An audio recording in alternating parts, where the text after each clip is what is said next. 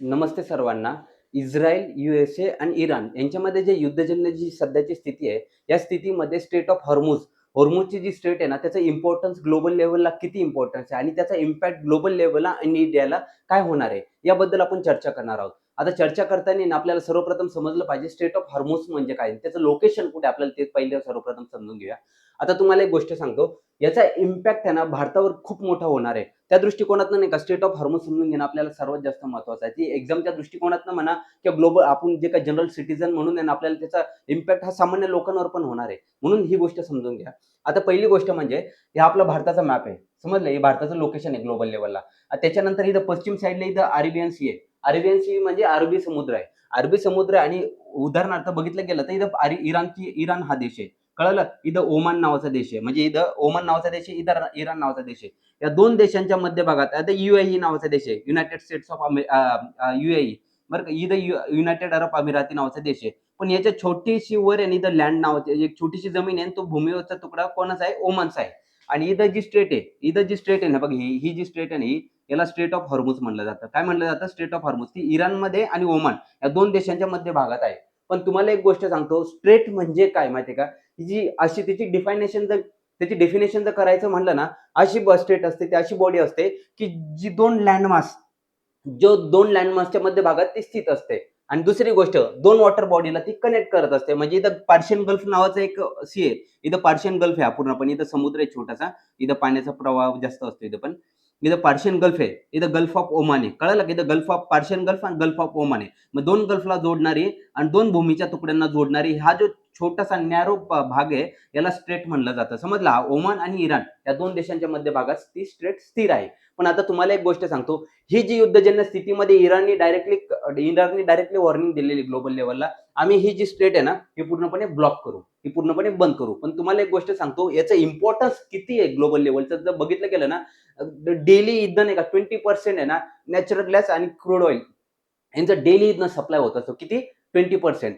20% supply होत असतो. पण आपलं भारताची मोर दॅन म्हणजे भारत आता या क्षणाला नाही का 88% आहे ना क्रूड ऑइल आणि नॅचरल गॅस हे जो काय ना इम्पोर्ट करत आहोत. इम्पोर्ट कुठनं करत आहे? पश्चिम आशियामधनं करत आहे. आणि पश्चिम आशियातनं जो काही व्यापार होतो म्हणजे for example crude oil, natural gas, इथं इराक, इथं सौदी अरेबिया, इथं कुवेत, इथं UAE म्हणजे हे जे कंट्री सौदी अरेबिया वगैरे हा ज्या भागात नाही ना, इथं क्रूड ऑइल, नॅचरल गॅसचा सप्लाय कुठं होतो? हॉर्मुझ स्ट्रेटमधनं होतो. जर ही जर स्टेट जर बंद केली ना, त्याचा इम्पॅक्ट कुठं होणार आहे? आपल्या देशावर होणार आहे आणि ग्लोबल लेव्हलला पण होणार आहे.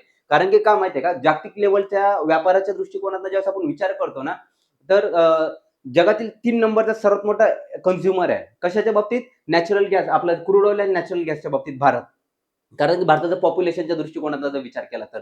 नंबर सेकंड, तर त्याचा इम्पॅक्ट म्हणजे काय होणार आहे? जर हे जर बंद पडलं ना, सप्लाय कमी होणार आहे, डिमांड वाढणार आहे आणि याचा नकळत-कळत महागाई पण वाढणार आहे, म्हणजे इन्फ्लेशन वाढणार आहे. आणि इन्फ्लेशन वाढल्यानंतर त्याचं त्याचं म्हणजे आपण जे काही पेट्रोल, डिझेल वगैरे हे जे काय ना, यांच्या किमती सुद्धा भविष्यामध्ये वाढणार आहे. कारण की काय त्याचा सप्लायच कमी होणार आहे.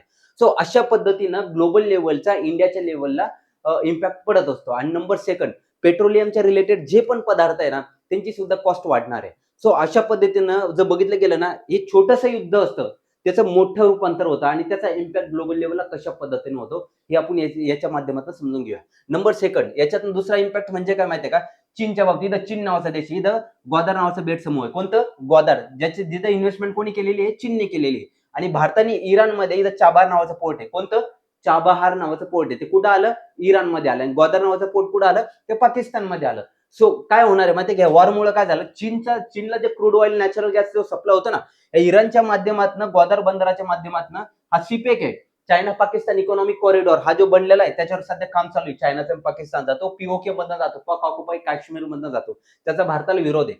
म्हणजे इथनं नॅचरल गॅस वगैरे सप्लाय कुठं होतो? क्रूड ऑइल, नॅचरल गॅस चीनला सुद्धा सप्लाय होतो. चीनला सप्लाय झाल्यामुळे चीनची जी एनर्जी म्हणजे जे काय म्हणतो ना, आपल्याला जर देशाला मजबूत बनायचं असतं ना, तर देशाची एनर्जी पॉवर जी असते ना, ती सगळ्यात जास्त स्ट्रॉंग असली पाहिजे. जर चीनचा पॉवर जे काय म्हणतो ना, ती जर कमी जर झाली ना, नकळत हे जग आहे ना थर्ड वर्ल्ड वॉरकडे जाऊ शकतो, तिसऱ्या महायुद्धाकडे जाऊ शकतो. कारण की काय माहितीये का, या युद्धाचा परिणाम डायरेक्टली सुद्धा इनडायरेक्टली सुद्धा चीनवर पण होणार आहे आणि नंबर सेकंड इथं रशियावर पण होणार आहे. तिसरी गोष्ट, इथं भारतावर सुद्धा खूप मोठा इम्पॅक्ट आहे. नंबर थर्ड, आता दुसरी गोष्ट चाबाड पोर्टच्या बाबतीत सुद्धा तुम्हाला बोललो, इथं ग्वादर बंदराच्या बाबतीत बोललो. नंबर याच्या बाबतीत अजून दुसरी गोष्ट विचार केला ना, हे जे युद्ध जर कन्सिस्टंटली चालू राहिलं ना, तर आता इथनं इथनं बघितलं गेलं. तुम्ही फक्त एक्झामच्या दृष्टिकोनातनं 2 गोष्टी लक्षात घ्या. होर्मुझ स्ट्रेट कुठे आले? पश्चिम आशियामध्ये इराण आणि ओमान या 2 देशांच्या मध्यभागात आली आहे. इथं पर्शियन गल्फचं लोकेशन कुठे आहे? पश्चिम आशियामध्ये आणि इथं गल्फ ऑफ ओमान आहे. पर्शियन गल्फ आणि गल्फ ऑफ ओमान यांना होर्मुझ स्ट्रेट कनेक्ट करत असते. सो आपलं तुम्ही एवढी गोष्ट लक्षात घ्या. समजलं? सो तुम्ही अशा पद्धतीनं प्रिपरेशन करा. म्हणजे एखादं युद्ध चालू आहे, एखाद्या ठिकाणी जर एखादी घटना घडतीये, तिथलं लोकेशन काय आहे ना, ते बघायचा प्रयत्न करा. ज्यावेळेस तुम्ही हे लोकेशन बघाल ना, तर तुम्हाला कारण की बाय चान्स कसं असतं माहितीये का, इथं क्वेश्चन पडण्याचे चान्सेस मोर दॅन 100% असतात. कारण की ना तुम्हाला जनरल अवेअरनेसच्या बाबतीत तुम्हाला आता फॉर एक्झाम्पल मागे रशिया आणि रशियाचा युक्रेनचा वॉर चालू आहे. आज अजून पण चाललाय. सो कसं असतं माहितीये का, एक क्वेश्चन मागे पडला होता, युक्रेनच्या रिलेटेड पडला होता. सो बेसिकली काय माझं सांगायचं तात्पर्य काय, आता हा जो भाग आहे ना, हा इथं वॉरजन्य स्थिती आहे. हा इथं आहे ना, तुम्ही ना जिथल्या बाबतीत आहे ना, अवेअरनेस तुम्हाला असलं पाहिजे. सो इथलं लोकेशन काय, इराणला कोणकोणत्या देशांची बॉर्डर लागते. फॉर एक्झाम्पल पाकिस्तान झालं, अफगाणिस्तान झालं, तुर्कमेनिस्तान झालं, इथं अझरबैजान झालं. इथं नाव नाही लिहिलेलं. अझरबैजान झालं, इथं आर्मेनिया झालं, इथं तुर्की झालं, इथं इराक झालं, इथं कुवेत झालं. या देशांची बॉर्डर लागते. तुम्ही हे पण बघून ठेवा. इथं कॅस्पियन सीला समुद्राची बॉर्डर कोणती लागते? इराणची बॉर्डर लागते. त्याच्यावर तुर्कमेनिस्तानची बॉर्डर लागते. इथं रशियाची बॉर्डर लागते. इथं आर्मेनिया, अझरबैजानची बॉर्डर लागते. अशा पद्धतीनं तुम्ही लोकेशनचा प्रॉपर अभ्यास करा. इथं मार्क्स पडण्याचे चान्सेस भरपूर असतात. So God bless you all. All the best. Bye bye. Take care.